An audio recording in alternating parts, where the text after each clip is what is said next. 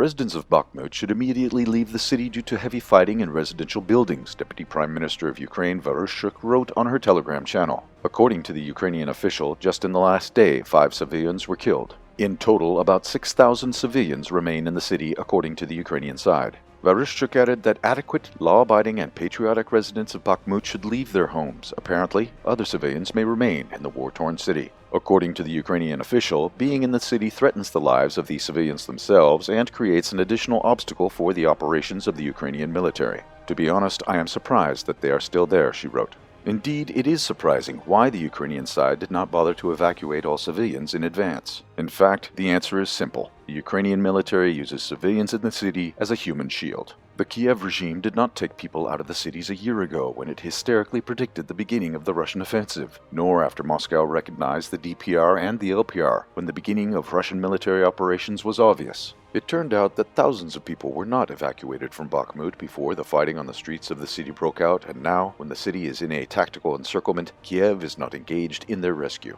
The Deputy Prime Minister of Ukraine did not even make her appeal on public channels, such as television or radio, but only published it on her personal Telegram channel, where it is unlikely to be noticed by any civilian in the war-torn city. The reason is that the Kiev regime is yet hiding its defeat and crimes in Bakhmut, and the security of thousands of civilians is not a worthy reason to officially acknowledge them. In their turn, the Wagner fighters continue to evacuate civilians from the war-torn districts as far as possible. One of the Russian fighters claimed in his interview that they evacuate civilians almost every night, including children and elderly people. There are still civilians in the city, the fighter claimed, noting that Ukrainian forces do not allow them to leave the city. Earlier, photos of leaflets which Ukrainian soldiers reportedly hung on the streets of Bakhmut were spread online. They read that several residential buildings will be burned to create a smokescreen in order to slow down the advance of Russian troops in the city. The head of Wagner, Yevgeny Prigozhin, did not confirm that he was aware of these leaflets. He also noted that a smokescreen can lead to certain difficulties. However, they will not critically hinder the overall Russian advance. Prigozhin assured that time will tell.